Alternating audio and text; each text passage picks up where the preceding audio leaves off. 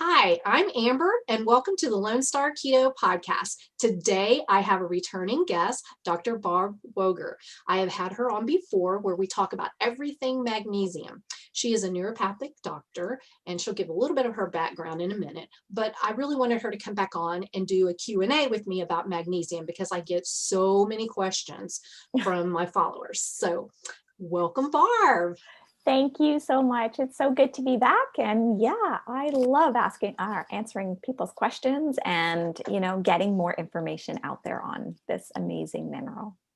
She really does, y'all. She is the best. So I'm going to put all of her information below and be sure to follow her because she has amazing information. It's not just all magnesium. It's a lot about magnesium. Yeah. And you will see how important magnesium really is. Yeah. But anyway, follow her. And while you're here, subscribe to my channel.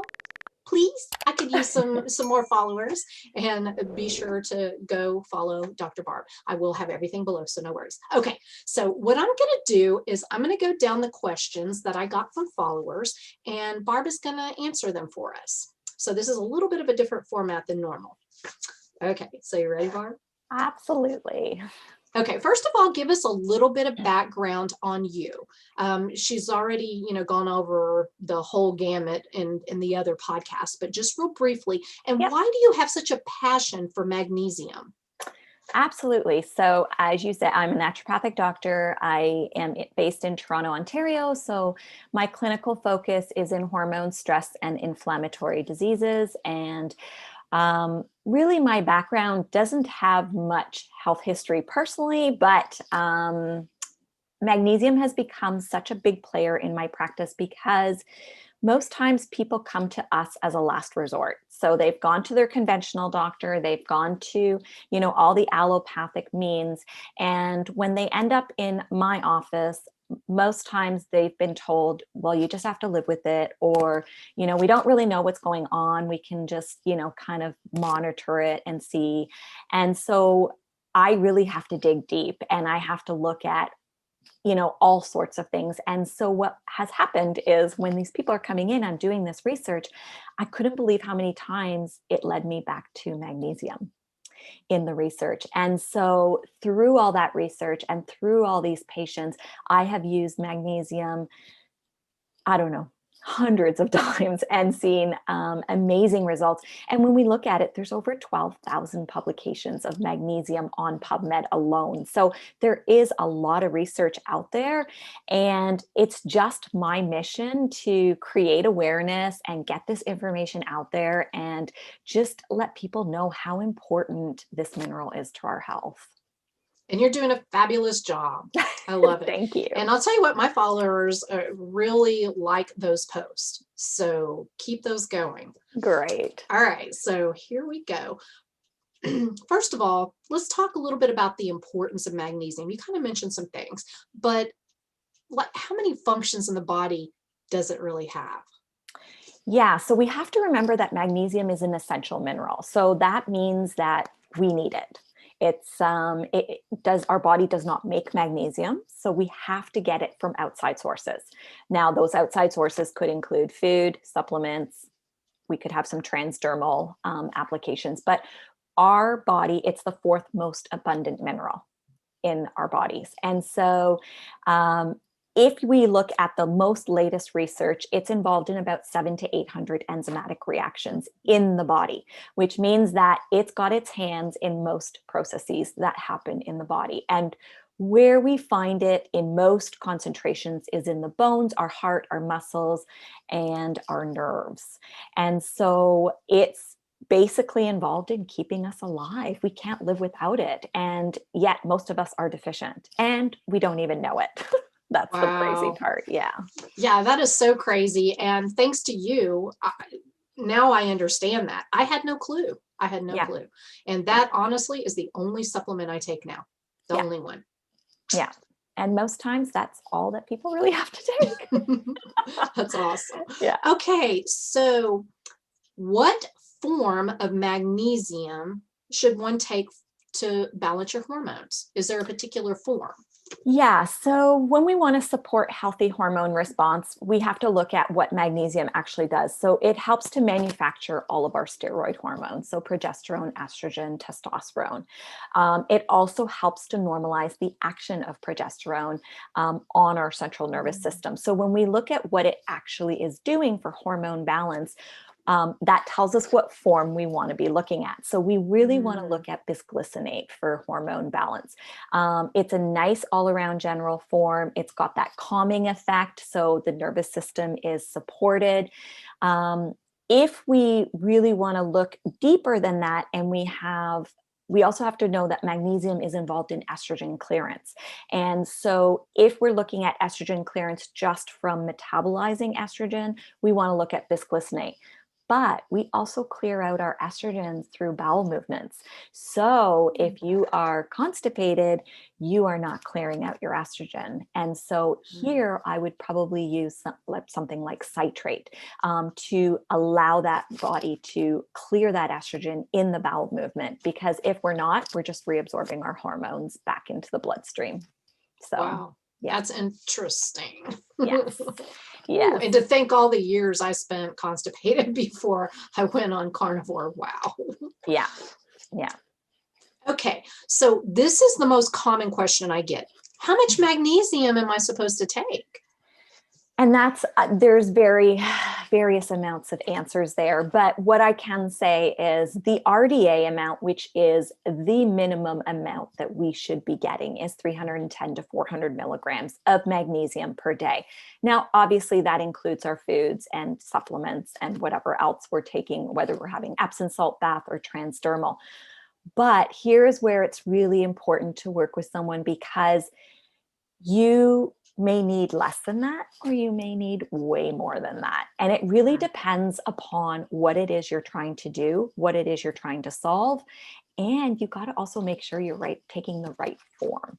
And so a lot of individuals will come in and, oh, I've tried magnesium and it didn't work. And I'll say, okay, so what did we try? And when I look at it, I understand why it didn't work. So it's really, really important. But that is the RDA amount is the amount that I usually will give out and start with. And then, of course, depending upon what's going on, we change. And what exactly is that? The RDA, you mean? Mm-hmm. That's the recommended daily amount that the government kind of puts out to say you should have at least this amount of this supplement or this vitamin or this mineral or whatever. So it's basically the minimum amount you want to be taking in order to prevent deficiency. And what is the actual amount? Like, what would you typically find on a bottle of magnesium supplements, for instance? They range anywhere from 150 to 200. And then when you get into the complexes, they can be somewhere around 400 or 500. Yeah. Oh, wow. And where do you start your patients normally? I usually, well, again, it depends what exactly we're dealing with, but some patients, I will start them at 600, some at 800. It just really depends on that individual. And we sometimes do some testing to see where they're at, because, we may not have, we may need that information to actually see if we're actually therapeutically dosing accurately. But I would say probably 600 to 800. But then if you get someone really sensitive, you got to start small and low and then work your way up. So yeah. Okay. So it may be a good idea to kind of maybe take the dosage on the bottle and then kind of go from there. Yeah. Would you suggest doing that? Yeah. Yeah. Okay. Yeah. Perfect. Yeah. Perfect. Okay. Let's see. When is the best time to take magnesium? I get asked that a lot. I get that question a lot too. There really is no best time to take it unless you're taking it for sleep. Obviously, you're going to take it about a half an hour before bed. But really, there is no best time. You can take it in the morning. You can take it during the day. I often do like to dose during the day because I like to get that benefit happening throughout the day, especially if I'm dealing with stress or nervous system stuff or things like that. Obviously, like I said, for sleep, we would dose before bed. And then, of course, it's very dependent on the individual. If that individual can't handle magnesium first thing in the morning, especially like if they're not having a full breakfast, then obviously we would not be dosing in the morning. We would move that dosing more towards midday kind of thing. So you think that it's better to take magnesium with food for most people, or? In some of the studies show better results on an empty stomach, especially if you're taking it for things like constipation. So you would take it at night before bed on an empty stomach. However, some people cannot do that. It's just one of the issues is gastrointestinal discomfort. And so we can't sometimes do that based upon that individual, and thus we have to give it with food. So it really becomes dependent upon how much and how well they take it. Yeah. I normally take one in the morning on an empty stomach because I don't eat breakfast, and then I take my other one before I go to bed. That's what I generally do, but I'm doing an experiment with the CGM, and so I didn't want the whole morning thing to maybe be skewed. I don't know if it would or not, and so I decided, and I'm also taking some liver supplements right now just to try it out because I had some sent to me, and I wanted to kind of see if I notice anything, and so I didn't want that to skew it, so I've been taking those right before my lunch, but that's not normally what I do. I like to take it in the morning personally, and one at night, and I do actually think it helps a lot with my sleep. I really do. I think that has made a huge difference. That's one thing I will say. Yeah, it's very good for sleep for sure. Okay. Best ways to increase magnesium. Not 100% sure what that means, but maybe. I mean, obviously the best way to increase magnesium, especially if we're deficient, is through supplementation. We have to remember our body doesn't make magnesium, right? So it has to come in from outside sources.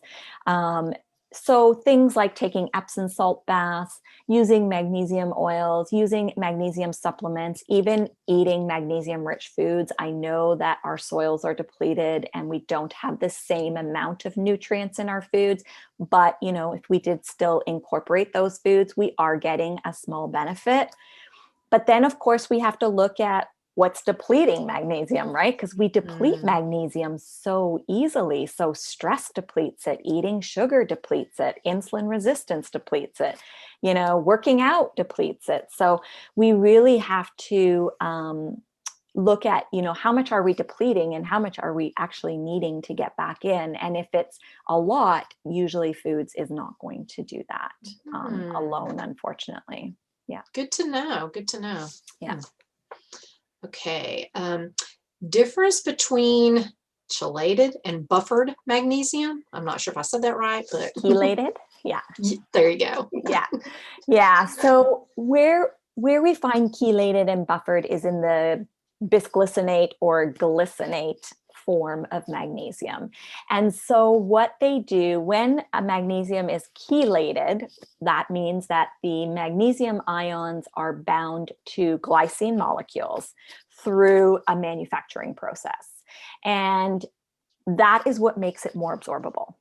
And it also doesn't have to go through stomach acid. So if you have somebody who has digestive issues or who doesn't absorb their stuff very well, a chelated bisglycinate is usually a good form.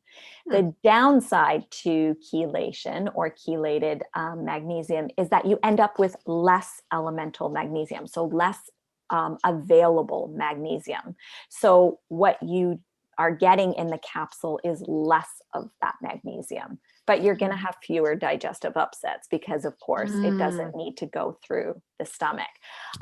So there is goods and bads with that.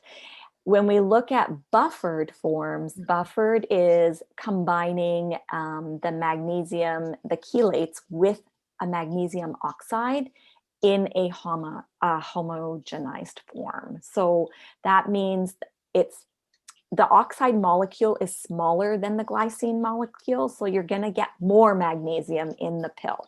Mm. So even though I don't like oxide, but this process actually, it uses a little bit of that magnesium oxide in that kind of manufacturing to allow for more magnesium in the actual capsule. Mm. So that also comes with drawbacks though, because it can affect absorption and it can also cause minor upsets because oxide often acts like a laxative. Ooh. So you really have to figure out, is one better than the other? They have their uses for different types of things. So you really have to figure out, what is it that you want? Is this person having problems with absorbing their minerals? Then I would definitely go with chelated. Do we need to get large amounts of magnesium into the system for whatever reason? And maybe do they have some constipation that's going along with this? Then we would maybe go with the buffered, because it kind of gives us a laxative effect. It gives us more magnesium coming into the system, and that will be beneficial for that individual. So I don't think there's a best, but they're definitely used in different patient situations for sure. Does it say that on the bottle? I don't remember ever seeing either one. Yes. So with bisglycinate or glycinate, you'll often see chelated or buffered. And so, although you will just see magnesium bisglycinate as well, because that's just the molecule, just the magnesium with the glycine. So it's kind of like just the chelated form. But then the buffered is where it combines it with the oxide. And because oxide doesn't take up as much space, we can get more magnesium in the capsule. Very interesting. I did not know that. Yeah. Yeah. Okay. Do you need more than one form of magnesium? You can. You definitely, depending upon what's going on with you, you could need maybe 2 or 3 forms. I don't often see using more than 2 or 3 forms.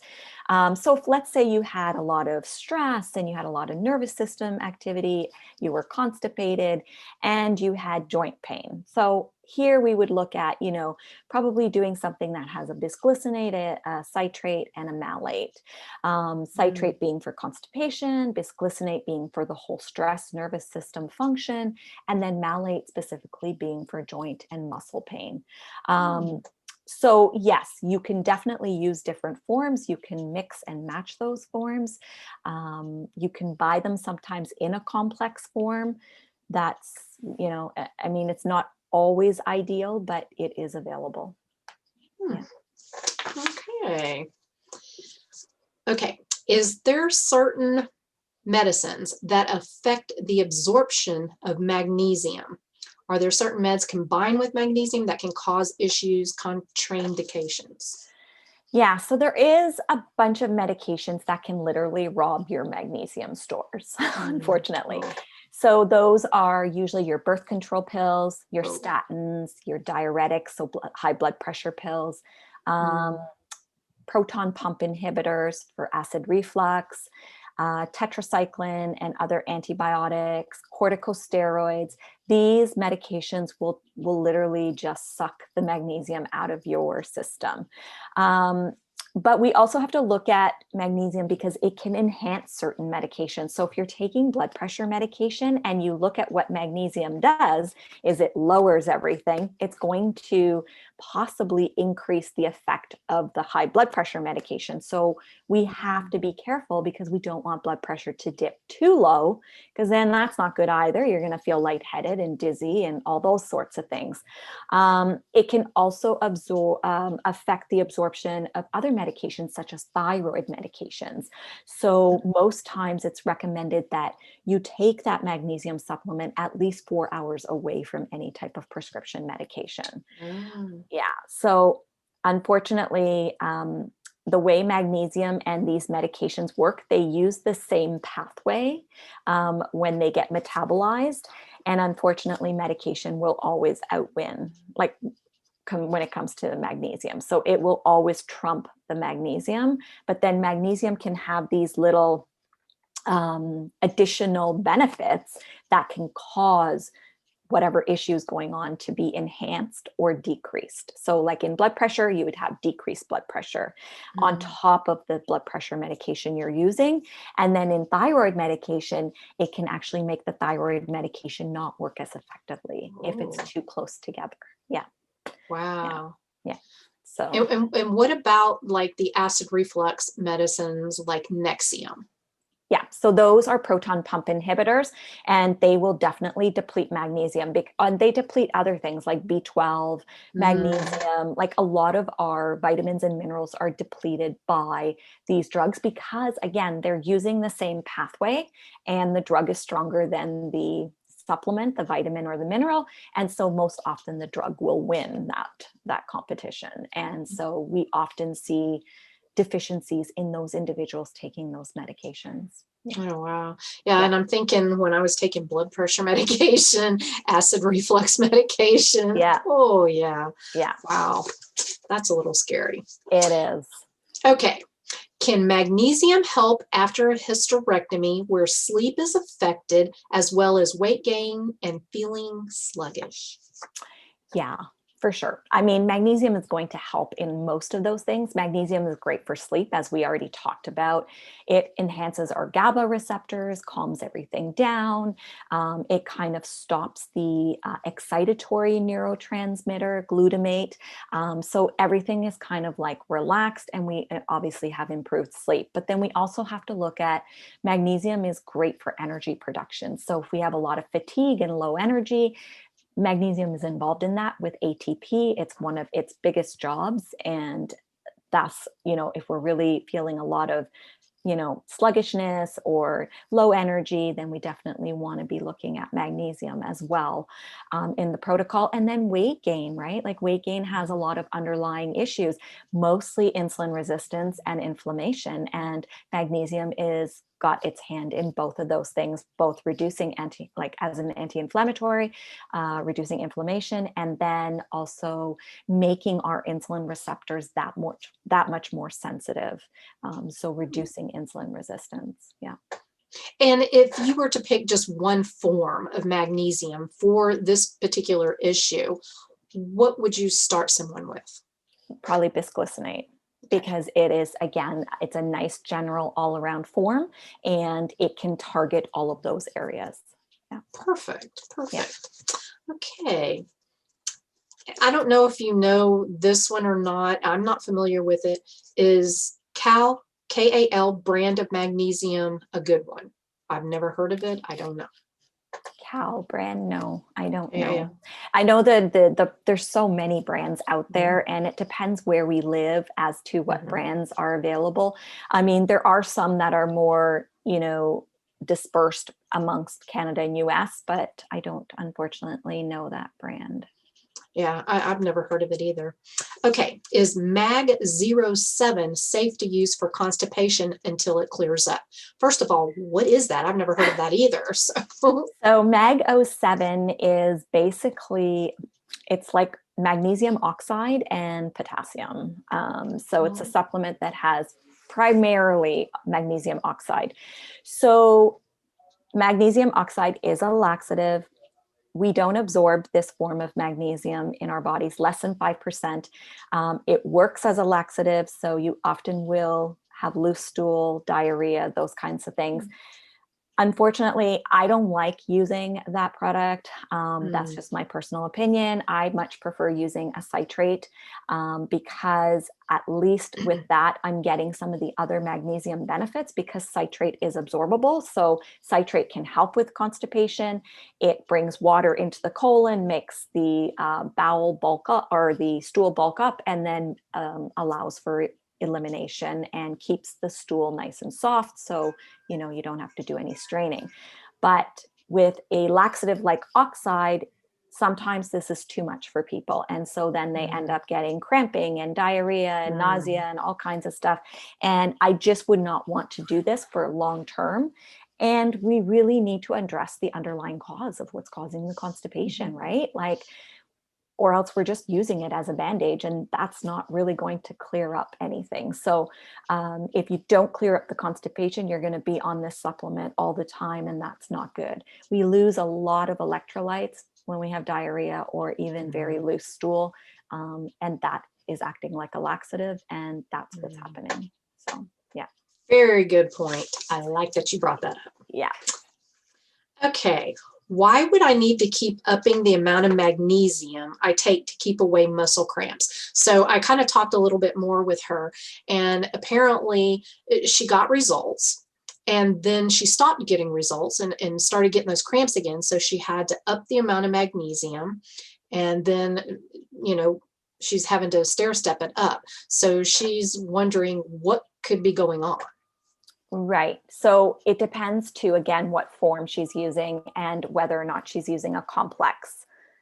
A complex with 6 different forms. Okay. So there could be 2 things that are going on here. So one, when we're using 6 different forms of magnesium, most of those are probably not even absorbable by our body, or absorb very little, or are used in other methods. So they like to use oxide, they like to use chloride, they like to use, sulfate and stuff like that. Those aren't always specific for certain things. So if we're looking at muscle cramps, I would probably want to look at malate as my source of magnesium, or even a bisglycinate could help if it was in its own form.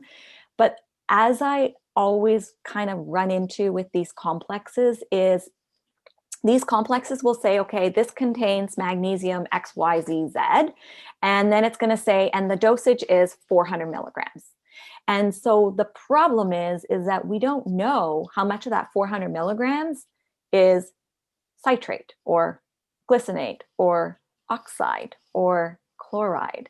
And a lot of these complexes, they'll use the cheaper form of magnesium as the predominant amount of that 400 milligrams. So let's say if that 400 milligrams, 300 is oxide, you're going to see benefit because you still got 100 milligrams coming in from the other sources, but you're going to start running out of those benefits because it's just not enough for the system. So 100 would be way under the RDA. If you are losing magnesium in other forms, like, through sugar intake, through stress, through sweating, through, medications, then you're not going to be topping out and you're going to end up having cramps again. So there's that aspect of it. And then also, just even if you were taking bisglycinate, if you're not taking the right dosage, and you may notice a difference right away because your body is finally getting something and it's like, whoa, and it grabs it and it does what it needs to do. But then as it gets used to that amount, it's like, it's not enough anymore. And so now it's asking for more. And if you are going through a really stressful time, or you're eating a lot of sugar at this time, you're just adding to that depletion that's happening, and your body's going to keep asking. But if it's a complex, the main concern is what's in the complex and how much of each thing. And some companies I've called and I'm like, okay, how much is, and they won't even disclose it. So that tells you right there that you probably don't want to go there. Yeah. Wow. Okay. Yeah. Really good to know. Yeah. Wow. So my advice is always, let's stick to the singular ones, because we know what they do. We know what we need to do with them, and we know where they target. Are you familiar with a product called Magtein? Yeah. That is, what do you think of that? Yeah, so that's L-threonate, and that is the brain magnesium. So it's really good for cognitive issues, brain, mood issues. I use it for anxiety, depression.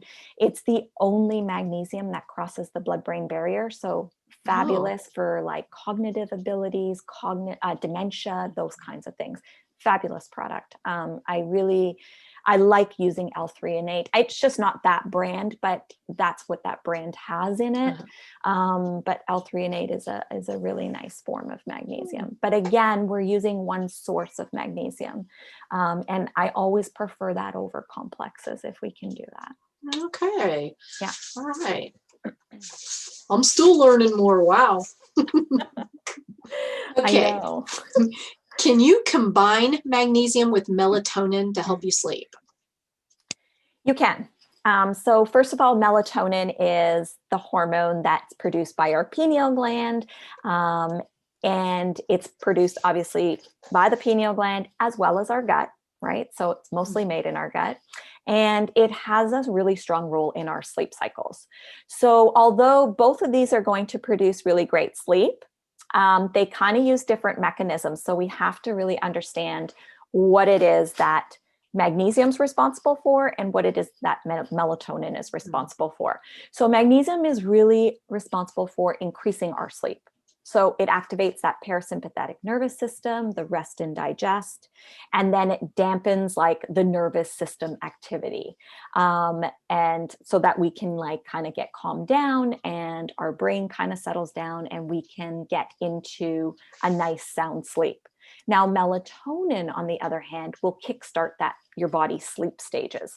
So the pineal gland will naturally produce melatonin at night or when it starts to get dark, and then it maintains those levels in the blood till about 2-3 a.m. in the morning, and then it starts to go down again because it's going to be eliminated by the time morning comes. So once the levels decrease like to rock bottom, we obviously wake up and it's usually morning, right? So, but what melatonin does is it improves the REM sleep. So like that is a very important stage of our sleep. And so melatonin helps to keep us in that stage and then moves us to the next stage from there. So it's very good for providing a refreshing sleep, whereas magnesium will provide you with a longer sleep, like a good quality quantity of sleep. So can you use them together? Yes, you can. You could take your magnesium at night, and then you could also do a sublingual melatonin if you wanted to. Yeah. Yeah. Okay, interesting. Who would you say would benefit most from doing that? And I hear things about melatonin like, okay, sure, you can take it short term, but you shouldn't continue taking melatonin. So like, how do you know when you should do that and when you shouldn't, or if you shouldn't at all? Right. So there's lots of research coming out on melatonin, and it's actually a powerful antioxidant, and we use it in a lot more different conditions now. And you can actually, I've come across some research, but most research I've seen, there's not a problem with taking melatonin on the regular. We use melatonin now for acid reflux. We use it for cancer. We use it for sleep. Obviously, people who have night shifts, jet lag, those types are going to be really great for melatonin because it helps to regulate that circadian rhythm again, that sleep stage. And so, yeah, it's not that we can't use it. You always want to start at the lowest dose possible, especially when we're using it for sleep. Now, when we're using it for like cancer or for acid reflux, it's going to be higher doses depending upon what it is that we're trying to do. But definitely for melatonin, I often like dosing it at the very bottom, like, 0.5 milligram or 1 milligram. And then, if you go too high, you'll notice you'll be groggy the next day. So sometimes melatonin is just not, like for some people, it doesn't work because I know that patients have also said to me they get very vivid dreams. Oh. Yeah. Very vivid. And so that's often seen with the higher doses of melatonin. Yeah. Now, I've taken melatonin before, and it's just whatever's on the bottle. I don't know what dosage it was. And I'm one of those ones that wake up in the morning and I am groggy. Yeah. It's like I feel like I'm in a daze. Yeah. Yeah. So that's probably not, I wouldn't probably use melatonin for you then, because that isn't doing what it's supposed to be doing. So you obviously have enough of the sleep components happening that you don't need to have melatonin on top of that. And so that can cause that extra grogginess the next day. Yeah. Very interesting. Yeah. I have this little aura ring here, and I've been tracking my twins. And I've been tracking that, and my sleep is pretty darn good. I mean, the only time it's not good, and of course we know this, after drinking alcohol. Right. Yeah, not good. But other than that, my sleep is really good. I mean, minimum it's like an 89 score. Yeah. So I'm good there. So no melatonin for me. No, I'll stick to definitely you won't magnesium. need it. Yeah. Yeah. I don't really need it. Why take something you don't really need? You know? Exactly. That's right. Okay. What foods contain magnesium? And break it down like, because I have followers that are carnivore and then some that are keto. So break down some of the animal foods as well as, the vegetable. Yeah. Yeah, sure. Unfortunately, for carnivores, we don't have a lot of options for magnesium. Yes, which is really why supplementation is going to have to happen. So with carnivores, we're looking at mostly just the fishes, so salmon, cod, mackerel, and then of course bone broth. Would be a good source because you're getting the minerals from the bones and stuff like that. But that is really the only options for carnivores. Now, vegetarian or plant-based individuals, we see it with all the leafy greens, okra, broccoli, chives, those kinds of things. And then for anyone, we see it in dark chocolate. We see it in nuts. So almonds, cashews, Brazil nuts are huge. Bananas, pumpkin seeds, avocado. So those are kind of like the big magnesium rich foods. But again, it's hard to get the amount we need. Yeah. Yeah. Because like with me, I'll eat salmon sometimes twice a week, depending on what I'm feeling. And that's not going to be enough to get my daily. Yeah. I would say that if I had to guess, a vegetarian would probably get more magnesium sources over a carnivore or a keto. Yeah. Okay. Let me look, since we're kind of talking about this, let me just ask one of my own questions, and you may or may not have seen studies or read about it or whatever. But there's a lot of I don't know how much proof is behind it, that when you are carnivore and you've eliminated all of the inflammatory type of foods, that your body doesn't require as much as somebody who is eating, say, the SAD diet.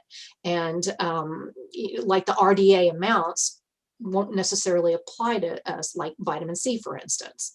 I mean, my vitamin C levels when I tested were excellent, and I don't eat any vegetables or fruits. So right. So yes, and there's a yes to that, and then there's like a why, right? So you have to remember too that what depletes our vitamins and our minerals, you're not eating.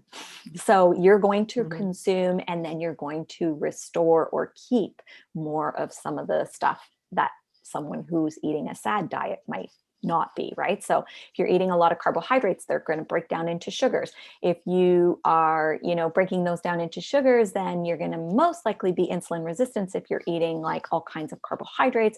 This is drawing massive amounts of vitamins and nutrients out of your system because of what's going on, or if you're a heavy sugar diet, and you're consuming loads of sugar, you're going to be drawing on those vitamins and minerals, and thus, you're going to lose a lot. So yes, in a sense, if you're eating healthy and you're sticking to a carnivore diet, or even just a, protein and maybe a lower carbohydrate diet, you're going to retain many more nutrients and vitamins. Unfortunately, I mean, I still think that yes, you will retain it, but you're also expending it, because unless you have absolutely zero stress ever, never, you may not, right? So you're going to lose it there. If you work out and you sweat, we have to remember magnesium is an electrolyte. It's going to come out, right? It's in all of our electrolyte mixes.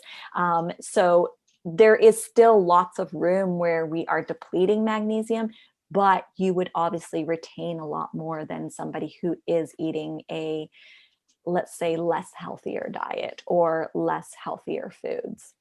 Yeah. Makes sense. Yeah. Okay. Is soaking in Epsom salt efficient enough to get the daily allowance needed? Likely not, but we don't know exactly because they don't have any good evidence to say how much we actually absorb. So the We know that Epsom salt, which is made up of magnesium, sulfur, and oxygen, can be absorbed through the skin. We know that, and that's been shown, but we don't really know to what degree, and it's going to be very different for different individuals. And so what I like to obviously do is recommend it in addition to eating magnesium rich foods and having supplementation. And then of course, there's the benefits that Epsom salts gives us, right? So the relaxation benefits, the detox benefits, because the combination of magnesium and sulfate, they stimulate our detoxification pathways and then improve our normal natural detoxification processes that are happening in the body. So there's definitely benefits. Do I think you can keep everything together with magnesium and Epsom salt? Probably not. Yeah. After our last talk, I ordered 4 big old bags of Epsom salt. Yes. I was like, why not? It's not going to hurt. I'll add a little. It helps me relax. It's all good. Absolutely. We need that stress relief about right now. Yes. I know I do. Yes. Okay. Why do I immediately have to go to the bathroom shortly after taking magnesium? You kind of answered that, but yeah, it could definitely be due to the form of magnesium you're taking. So the amount, or whether you're taking it on an empty stomach, or, I mean, some people are way more sensitive. So if you are taking it on an empty stomach, you could get digestive upset. You could get a bout of diarrhea. If you're taking oxide, you could have, loose bowel movements, and it's a laxative. It's going to work right away, right? I mean, if you look at what they use in a colonoscopy prep, that is what they use, magnesium, right? Like that's what makes you clean out. So this oxide isn't the same strength, but it does very similar processes. Yeah. Very good. Okay. What should I look for in a magnesium supplement to avoid bad ingredients? I love this question because it's so, because we have so many different brands of magnesium available to us, it's really important we look at the label. So first of all, again, oxide, don't use it. Put it back. It's not absorbable. We can't absorb any of it.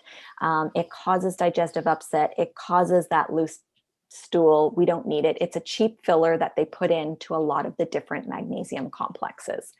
We also want to look at greenwashing or marketing items on magnesium supplements, especially if we're looking at powder forms. So magnesium glycinate and citrate are often sold in powder forms, but unfortunately they're often flavored with artificial flavors. They're got natural flavors in there that we don't know what they are.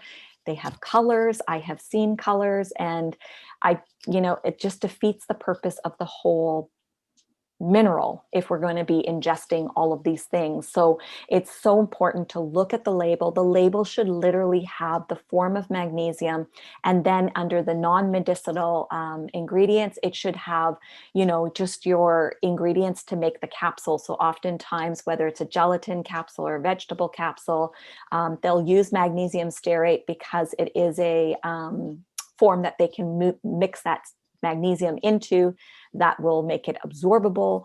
But you shouldn't be seeing colors, flavors, all this other stuff. And another issue, like I said, is the complexes. We don't know what you're getting of each complex. This is a problem, especially if you want something that needs to be dealt with in general. So if you're having joint pain, or you're having, hormone balance, you don't want to be using a complex where we don't know where the majority of the magnesium is. And then finally, my last beef is probably about the Epsom salts. So a lot of Epsom salts now come with scents. So they'll be lavender or eucalyptus or whatever, but you really want to look at those ingredients because they're not actually oils, they're actually fragrances. And fragrances can mean thousands of different chemicals. They don't have to disclose how many chemicals are in a fragrance. And when they did look at fragrances, some of these are in the thousands of different chemicals that you're getting. And think of Epsom salts, skin. Your skin is your largest organ. You're going to be absorbing that. Yes, we don't know how much, but we know it does absorb. So That's my other thing. You know what? You want to use Epsom salts, use them plain. That's where Mine's they work. plain. Yeah. Mine's plain. That's where I they made work. sure.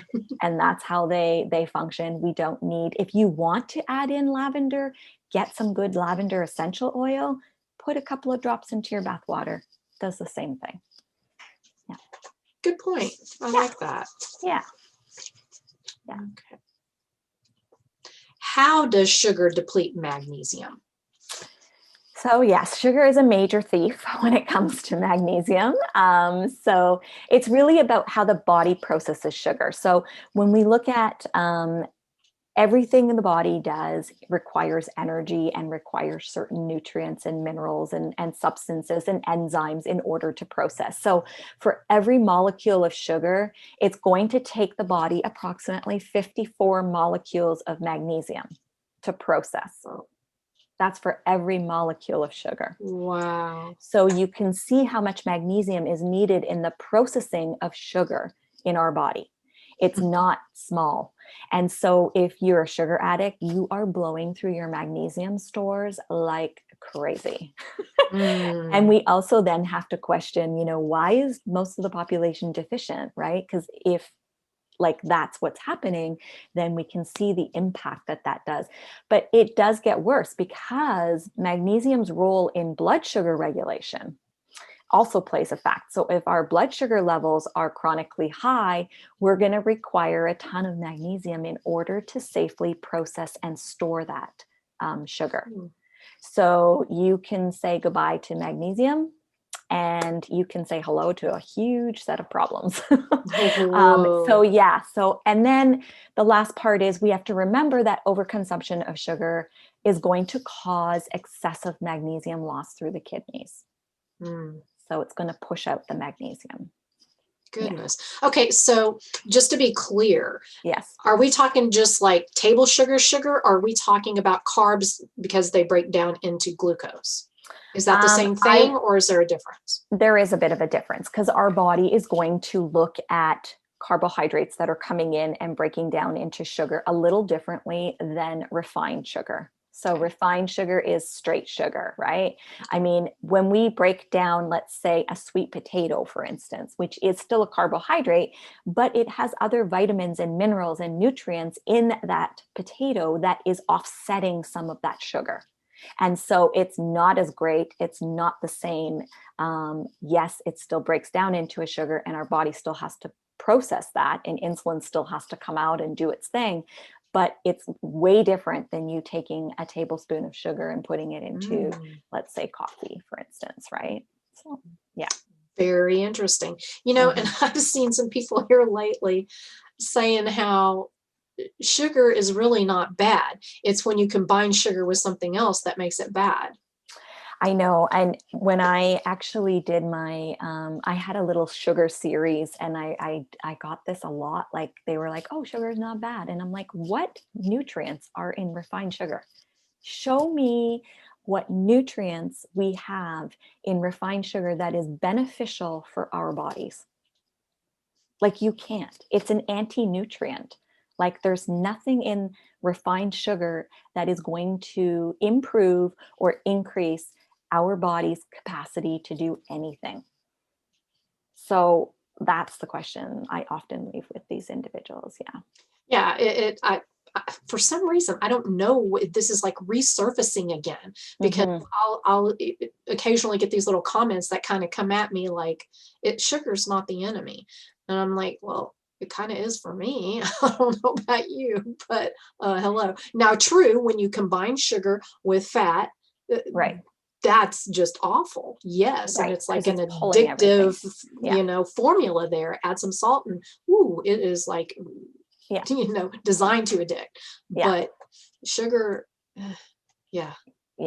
I don't know. I find, and too, then you get the other side of the coin that is like, absolutely don't eat any fruit because of the sugar. But again, it's a different type of sugar, and you're also getting fibers and nutrients that are coming in with those fruits and vegetables that can offset some of those sugars. Now, is that for everybody? No. But for the most part, it's not the same as me taking a teaspoon of sugar Whether I eat an apple or I take a teaspoon of sugar, there's a very different makeup there. So, or a straight juice right, without any of the other stuff to right, offset. Ooh, that's right. you might as well just eat the sugar. Well, Ooh, that's all that it is. Yes. Yeah. yeah. Ooh. Yeah. Okay, let's see. What is magnesium oil? So magnesium oil, well, it's not really an oil. So what it is magnesium chloride that is suspended in water. And the mixture of those two happens to have like an oily texture to it. So Mm, they call it magnesium oil. But it's great for a transdermal application. It's good for sore muscles. It's good for, if you have some aches and pains. And again, we don't know how much you absorb. We do know there is mm. some absorption that is happening through the skin. Yeah. Is that the same thing that you find in the magnesium sprays that I hear people talking about that they spray on their calves and stuff? Yes. So Okay. magnesium spray is much like magnesium oil. It's made from chloride and it can help, individuals with like pains and aches. And some people use it for sleep. And I actually sometimes use it for my IBS diarrhea patients.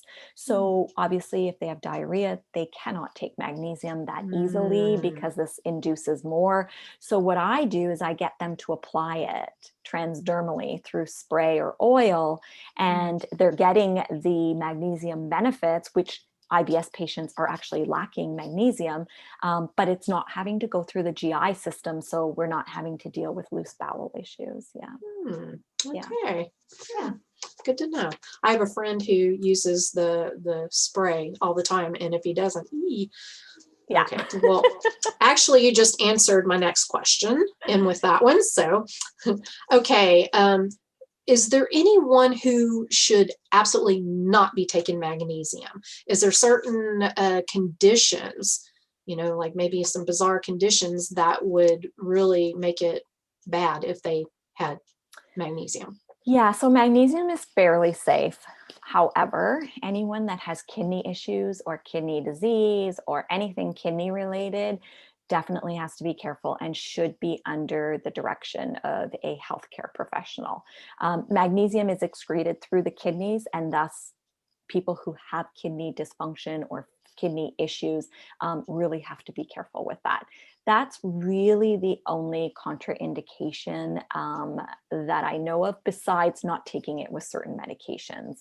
But yeah, it's pretty safe. And I mean, if you are under the care of a healthcare practitioner, you can have magnesium even if you do have kidney issues, but it needs to be monitored.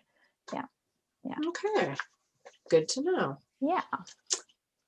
Um, have you heard of the studies that appear to show that those who produce oxalates in endogenous, you know what word I'm trying? Endogenously? Yes, but that glycinate can also turn to oxalates?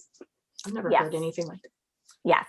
So we have to remember that so many of the foods that are rich in magnesium are also high in oxalates.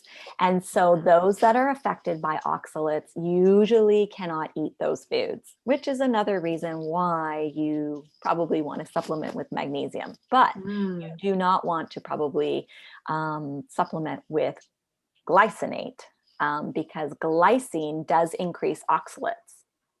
And so we really want to make sure that we're getting a different form. So here I would use either a citrate, or I would use maybe even a chloride, or I would use a malate, something like that, instead of the glycinate if they have oxalates. But we do know that magnesium inhibits the absorption of dietary oxalates in the gut as well. So we know that magnesium does do something. We just can't give it with glycinate or glycine. Yeah. I have never heard that. Very interesting. Yeah. With those who suffer with cystitis, can magnesium citrate aggravate the liver? From all of my research, I have not heard of magnesium actually affecting the liver or liver enzymes for that matter. I know that magnesium deficiency can increase the frequency and severity of cystitis. and bladder spasms. And I often actually use magnesium for my patients that have interstitial cystitis. And we get really good success from that because, again, it reduces those bladder spasms. But I've not heard of it aggravating the liver, especially not citrate. Yeah. Very interesting. Well, that was actually my last question. I wasn't sure we were going to get through. Yay. Do you have any final words to say? Any bit of advice for somebody who might be thinking of trying magnesium, but they're not really sure if it's something that they should be doing? Because like me, I don't like taking anything that I don't have to take, you know? Yeah, definitely. I think that magnesium should always be on your radar, only because of how much it does in our bodies. So it has so many functions. It has so many areas where it has its hand in some form or another. I mean, something as simple as vitamin D. If you don't have enough magnesium, you are not activating vitamin D in the liver. And that is an enzymatic reaction. That's just one. There's like 700-800. So if you have issues that you just can't get resolved or put your hand on, go and, get a functional medicine practitioner, get a naturopathic doctor, get a nutritionist, somebody who can help you kind of figure out root cause and then get you the proper dose and the proper supplement and form of magnesium, because a lot of the times you can start to feel better just from taking that supplement. And a lot of the times it's overlooked. We do not look at magnesium the way we should be looking at it. I know allopathically they don't. Yes, they test it. It's an electrolyte, but they don't really put any emphasis or focus on it. And we have to remember that magnesium deficiency, most of the symptoms they have other health issues, right? So if you have joint pain, well, that could be arthritis, it could be fibromyalgia, it could be like all kinds of things, right? So we never focus on magnesium. We right away go to, well, you have arthritis, so now we need to do this, right? So a lot of the deficiency symptoms actually mitigate other health conditions. And so we do really need to look at that and make sure that we are sufficient in that mineral, because magnesium isn't just nice, it's beneficial. It's beneficial for our health and our well-being. Yeah. Awesome. Okay, one last question. Yeah. Is there any other supplement that you feel that probably most people should think about trying out besides magnesium? Well, I always like to make sure that vitamin D and zinc are high, or not high, but in good proportions. Obviously, vitamin D gives us that immune health. It gives us general overall wellness. And again, most people are deficient in vitamin D. So that is definitely something that I look at with every patient.